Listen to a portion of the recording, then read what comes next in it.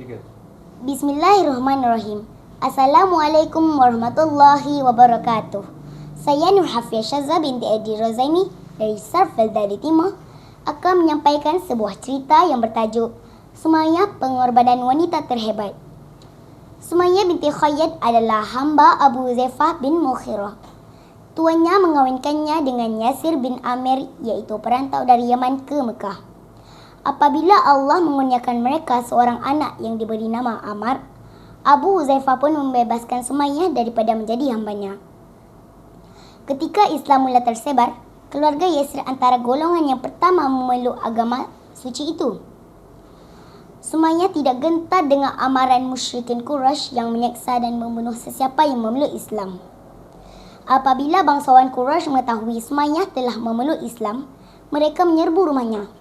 Keluarga Yasir ditangkap dan dibawa ke khalayak untuk diseksa kerana sudah menyahut ajaran Muhammad walaupun ditegak oleh pemimpin Quraisy.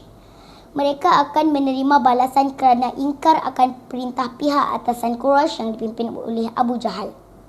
Keluarga Yasir diikat dan ditarik ke padang pasir di luar kota Mekah.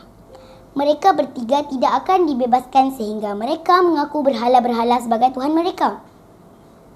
Mereka berhenti di kawasan padang pasir yang lapang, lalu dibukakan pakaian mereka dan diikatkan pada bongkah batu di bawah sinar matahari yang panas mendidih. Kaki dan tangan mereka diikat ketat sehingga tidak dapat bergerak seinci pun. Abu Jahal berkata bahawa mereka akan dibebaskan jika meninggalkan agama yang dibawa oleh Muhammad dan mengaku berhala-berhala di kota Mekah adalah Tuhan mereka, sambil Abu Jahal mengambil tali sebat untuk menakutkan Yasir dan keluarganya. Sumayyah menegaskan yang mereka tidak akan mengaku berhala-berhala sebagai Tuhan mereka.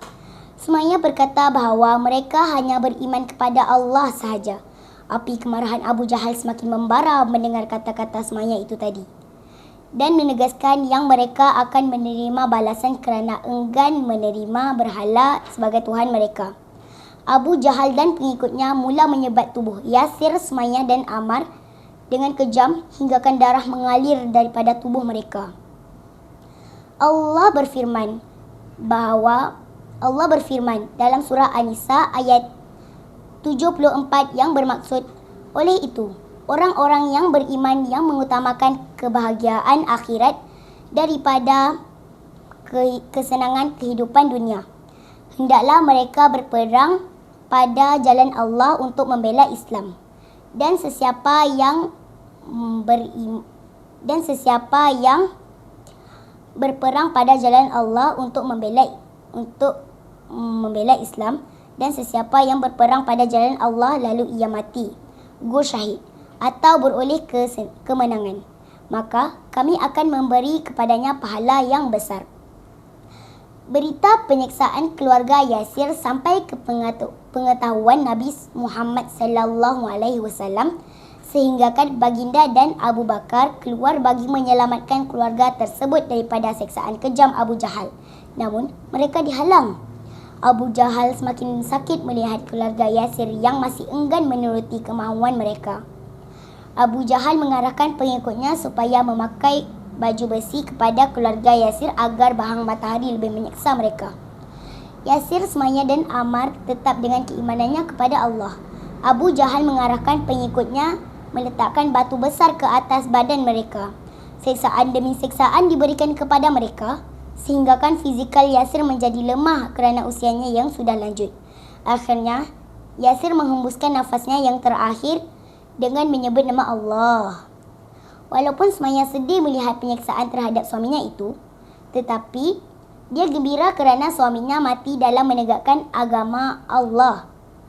Abu Jahal mengugut Sumayyah dan anaknya supaya menerima tawarannya jika tidak mahu mati seperti suaminya.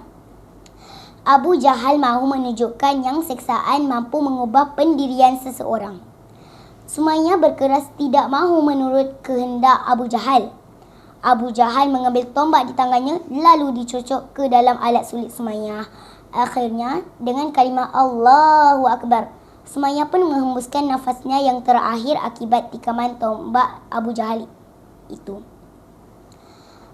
Sumayya, kau di Sumayya, Sumayya, kau dibunuh di dunia sementara untuk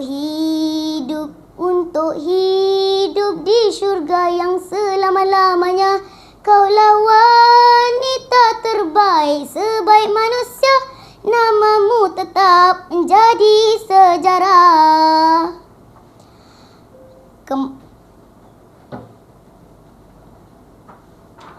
Kesimpulannya, kematian Sumayya dan pengikutnya dengan nama Allah di mulut mereka demi mempertahankan keimanannya kepada Allah adalah peristiwa penting dalam sejarah Islam. Sumayya adalah wanita pertama mati syahid dalam sejarah Islam. Sekian, wabillahi taufiq wa hidayah. Wassalamualaikum warahmatullahi wabarakatuh. Sekian, terima kasih.